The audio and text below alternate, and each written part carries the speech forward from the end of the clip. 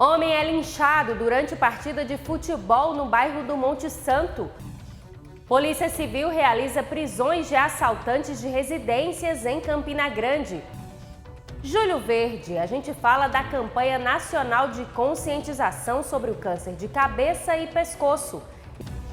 E ainda, projeto de futebol aqui em Campina Grande tem revelado talentos e chamado a atenção de clubes nacionais. Hoje é terça-feira, 22 de julho de 2025. Borborema Notícias começa agora.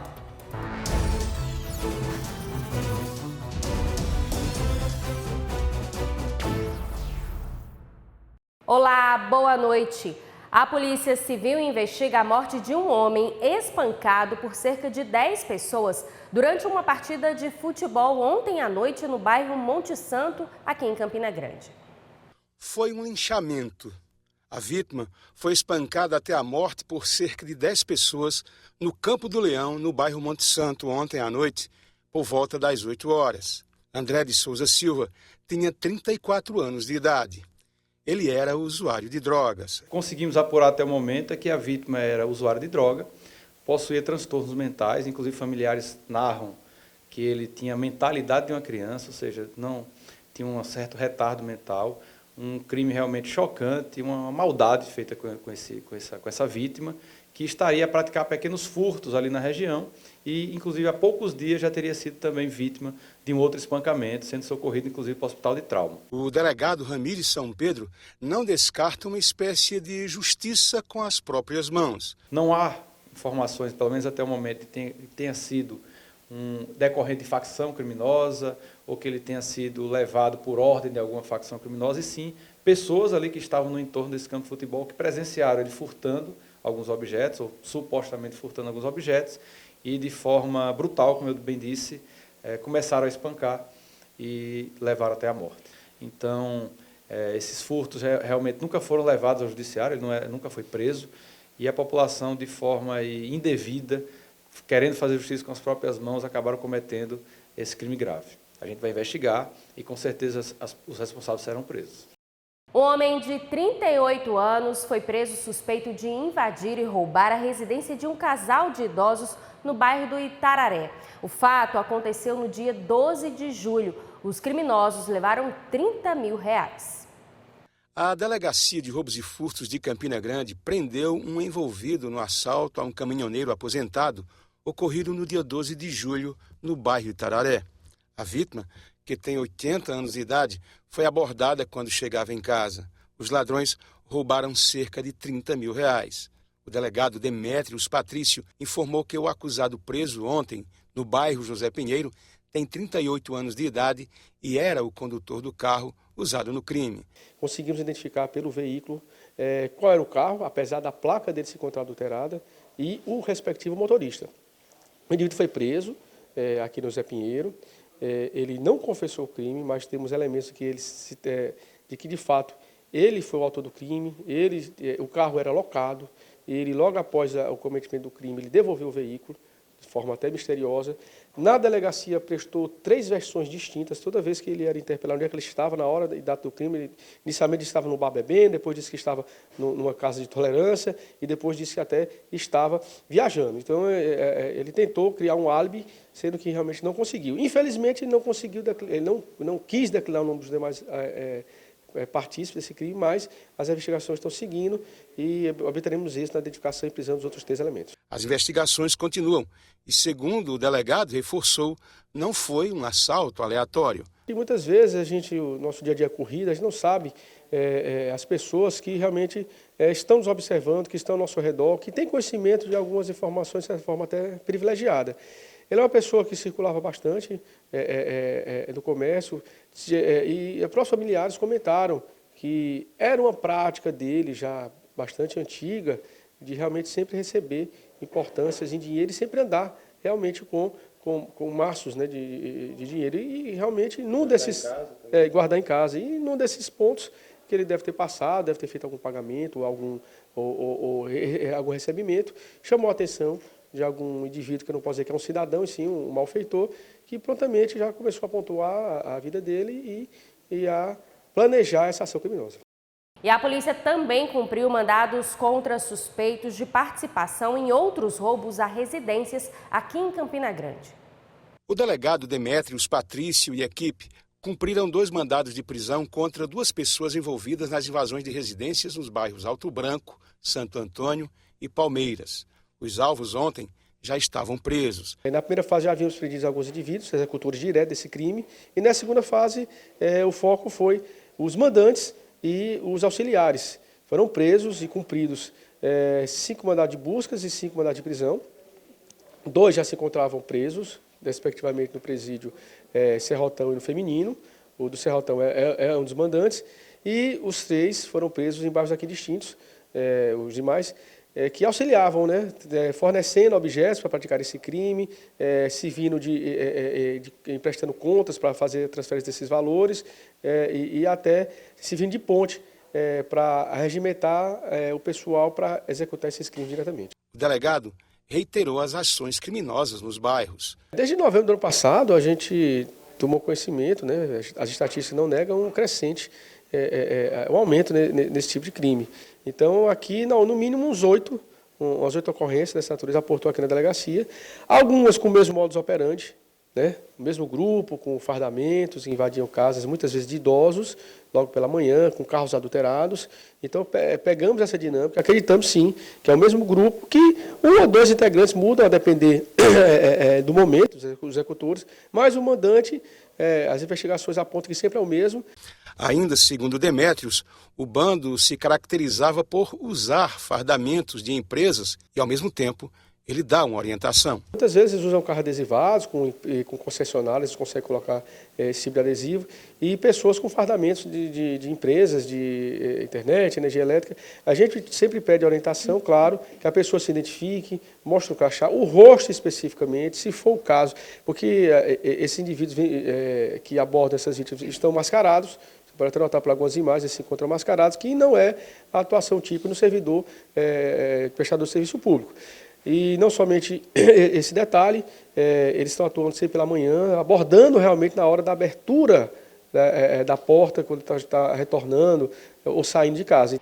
E o homem foi preso por fraude contra idosos em agências bancárias aqui na Paraíba e também em Pernambuco. O suspeito é investigado desde abril. No dia 5 de maio, a Polícia Civil aqui em Campina Grande realizou a prisão de uma dupla envolvida em golpes contra aposentados em agências bancárias de Campina Grande. Numa dessas ações, a polícia, inclusive, conseguiu imagens de como essas pessoas agiam dentro desses bancos. Essas pessoas foram presas, depois foram liberadas e agora saiu a prisão novamente.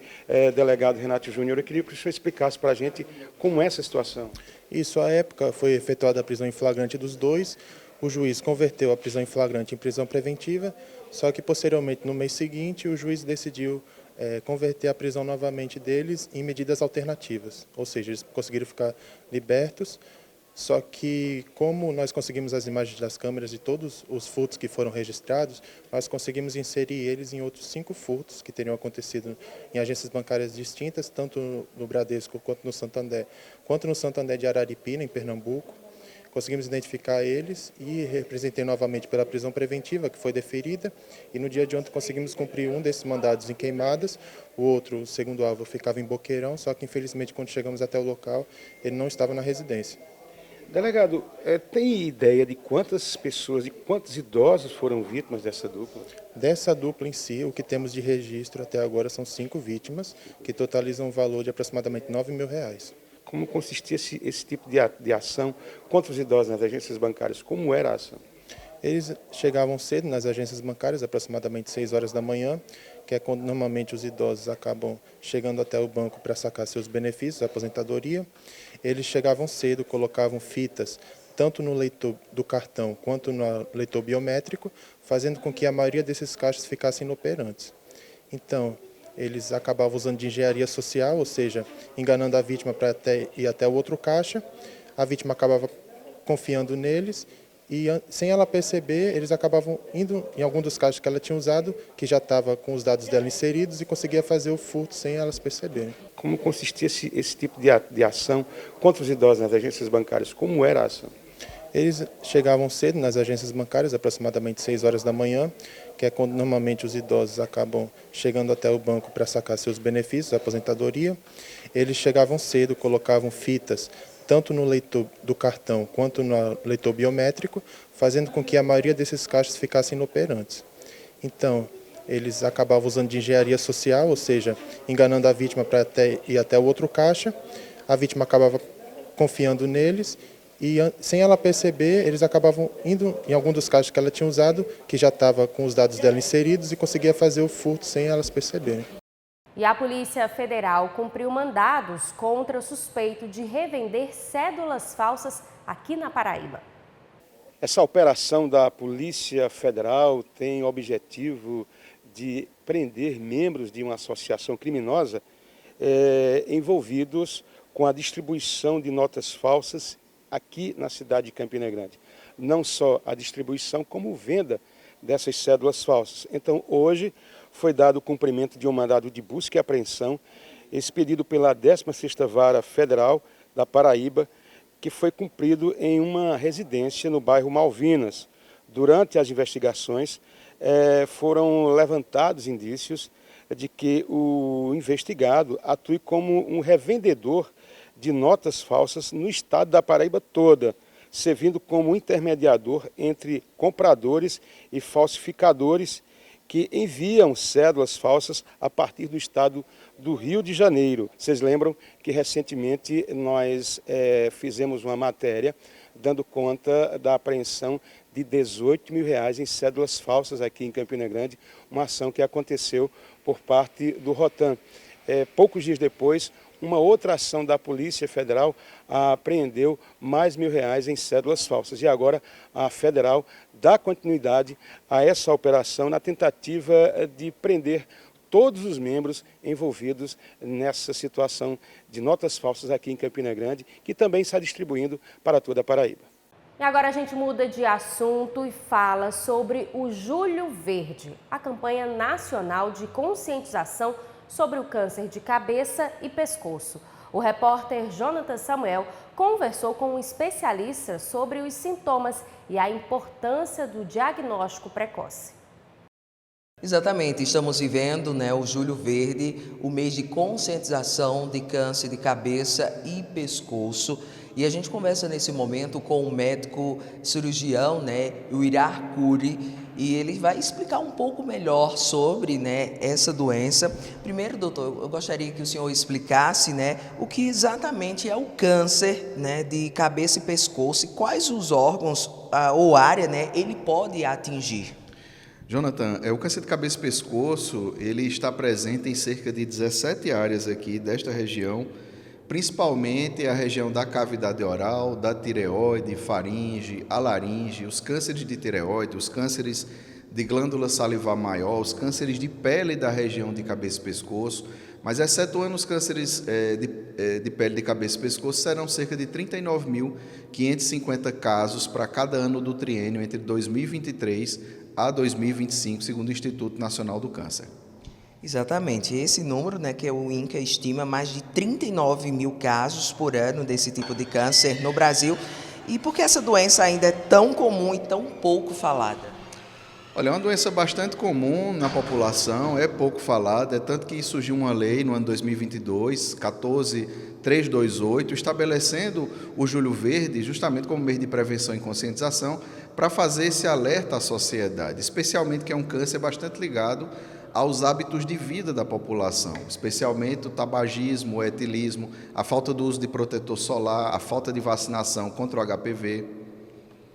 E, doutor, quais são os principais sinais de alerta que a população deve observar e que podem indicar o câncer de cabeça e pescoço? A gente vem alertar nessa campanha do Julho Verde para a população ficar alerta a alguns sinais e sintomas, especialmente se eles ficarem presentes por mais de 21 dias. Um caroço no pescoço, uma afta, um nódulo na boca, uma ferida na pele que não está cicatrizando, um caroço no pescoço, a dificuldade para engolir, uma rouquidão, sangramento nasal, um sangramento na cavidade oral. Isso por mais de 21 dias acende o sinal de alerta para que você procure o médico e aí seja encaminhado para um serviço de referência de cirurgia de cabeça e pescoço. O diagnóstico precoce é apontado, né, como decisivo para o sucesso no tratamento. O que acontece quando o diagnóstico é feito ainda nos estágios iniciais da doença? Jonathan, se o câncer for instalado, que já gera um prejuízo, a chance de cura com diagnóstico precoce, as pessoas prestando atenção a esses sinais e sintomas, ela gira em torno de 90%. Então, nós temos índices altos de cura desde que o diagnóstico seja precoce, os tumores em fase inicial. O que não acontece quando os tumores estão em estágio avançado, são cirurgias maiores, são cirurgias mutiladoras, entendeu? E, às vezes, o prognóstico do paciente não é bom. A seguir, Museu de Arte e Ciência de Campina Grande promove Semana de Cinema gratuito aqui em Campina Grande. E ainda, projeto de futebol tem revelado talentos e chamado a atenção de clubes do sudeste do país.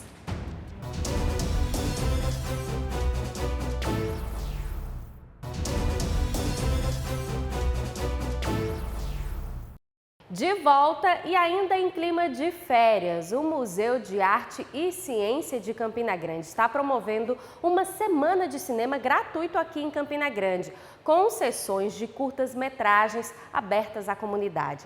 A iniciativa começou nesta terça-feira e segue até o próximo domingo. O projeto Férias no MAC começou hoje à tarde e segue até o próximo domingo com exibições todos os dias, sempre iniciando às 3 da tarde. A gente conversa agora com Lucas Olles, diretor aqui do MAC. Lucas, iniciou hoje, mas ainda dá tempo de quem não veio para a estreia participar. Como é que vai ser a proposta dessa Férias no MAC com cinema? Pois é, o Cinema no MAC faz parte do Férias no MAC, um programa que a gente colocou aqui com bastante sucesso de público. E o cinema é uma parceria entre o Museu de Arte e Ciência de Campina Grande, a UEPB e a Secretaria de Educação do Estado. A ideia é que esse festival de curtas aconteça todos os dias até domingo, às 15 horas, de forma gratuita. Basta vir ao museu. E após a exibição dos curtas, rola um debate, acontece uma troca muito legal dos curadores do festival com o público. Que tipo de filme está sendo exibido? De todos os gêneros. Então, desde comédia, romance, sátira, enfim, todos os gêneros. Então, tem curta para todos os gostos.